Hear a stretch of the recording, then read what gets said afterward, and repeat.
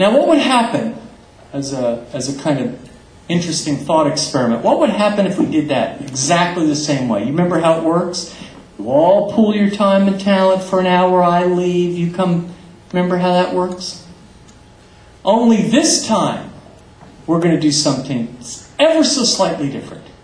Do it exactly the same way, but we're going to do this one little thing. I'm going to come on this side now. Ever so slightly different. Right? You're going to have an hour. I'm going to walk out. I'm going to give you a pad and pen, and you're going to create 10 suggestions of how you're going to get from where you are right now to where you want to be in 5 years.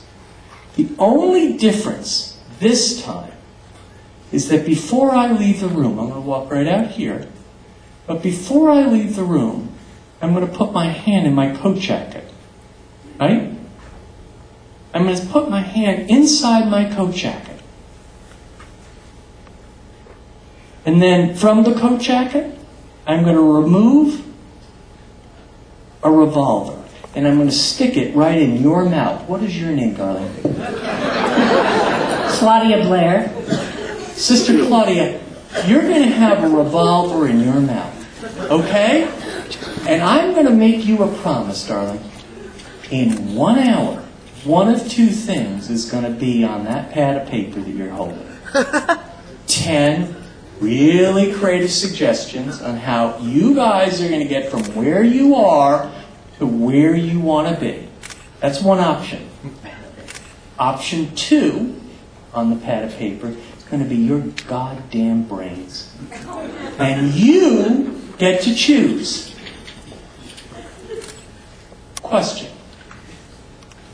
What would happen to the intensity of this group on this project, particularly Claudia? Increase or decrease? I'm a nice person. Increase or decrease? Increase. Passage of time. Faster or slower? Faster. When it come back, how many suggestions on the pad? 10. 100. Who's riding fastest? Claudia! If that's true, why is it true? Because this community values what? Life, survival. What would happen if somebody, a friend, a brother, a sister, an author, a spiritual leader, a teacher, a parent, or I, or someone, could ask you to consider what life would taste like, smell like, feel like, if you could value creativity and excellence as much as you did survival? What would that feel? The super successful people had this quality that was a burning maniacal rage, as if life depended on it. You see, by the way, one of the reasons I can talk with such authority on this topic, may I tell you why I feel I can? Yes. You know a little something about this exercise. See, friends, I was the one gun. I had the gun in my... When I was 18, and I had no backup plan, and I didn't have mommy and daddy and whoever the hell else is bailing your ass out, all right? Or your boyfriend, or whoever that, or your trust fund, or whatever, I had no backup plan. My boats were burned. I had no backup plan. So I know a little something about guns and mouths. Okay? So the first O is an obsession. A burning maniacal rage as if your life depended on it. Second is optimism. The second O is optimism, but it's a weird, wacky version of optimism. Let me tell you about it, if I may. Warm up here. Let me tell you what it isn't first. That's how I do things. Just want to show you how inconsistently kooky I am. The optimism that super successful people had was not an optimism that was cartoonish or naive. So it was not this kind of Mr. Rogers, cartoonish, what comes around goes around, it's all good, it's going to be fine, all you got to do is just pray, and all that stuff, crystals, and it wasn't that optimism. It was a paradoxical optimism. It was an optimism pregnant with paradox. Now, who here, you're a creative group of people. How many, if you meet someone here, anyone here have a modest understanding of the concept of paradox? What's paradox? What's paradox?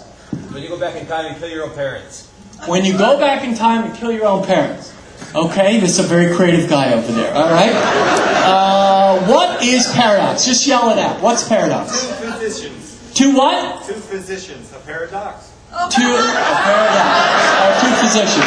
Okay, so obviously we did not drug test the audience. It's all right. What is paradox? Is there anyone sober here? All right, go ahead. Two contradictory truths that appear to be true. That's pretty good. Give her applause.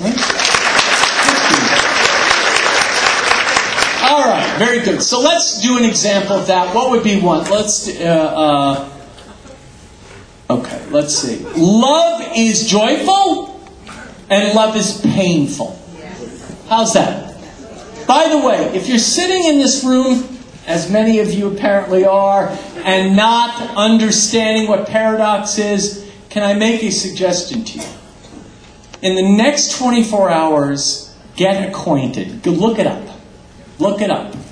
Because the truth is there is no great topic. None. None. No great topic. Not love or death or God or joy. And there's no great topic. No great thought. No great idea that is not very, very rich and saturated in paradox. So basically what I'm telling you is if you don't know what paradox is, you're masturbating at the great issues of life.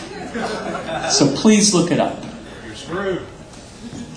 Okay, so paradox. What our super successful people had paradoxically in play on the subject of optimism is this: they were optimistic, and they were not naively optimistic.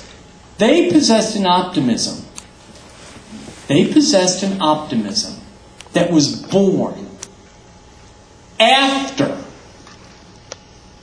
a militant need.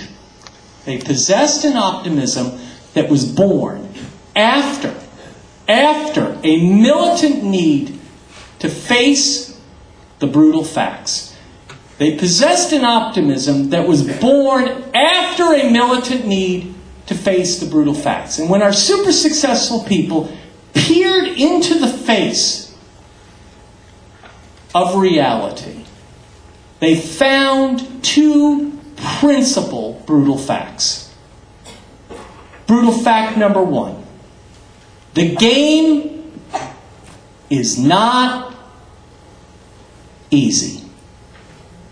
Brutal fact one: game not easy. Game not easy.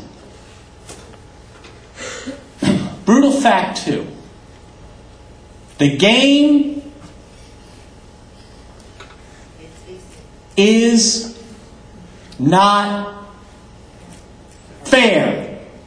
The game is not fair. The game is not easy, and the game is not fair. But with enough burning, maniacal rage, focus, discipline, concentration, endless sacrifice, the game is winnable. Though not easy, and though not fair. Once upon a time you dressed so fine. There's a bunch of time in your pride, didn't you?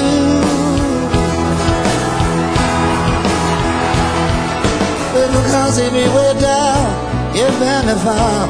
Because every I'm kidding you.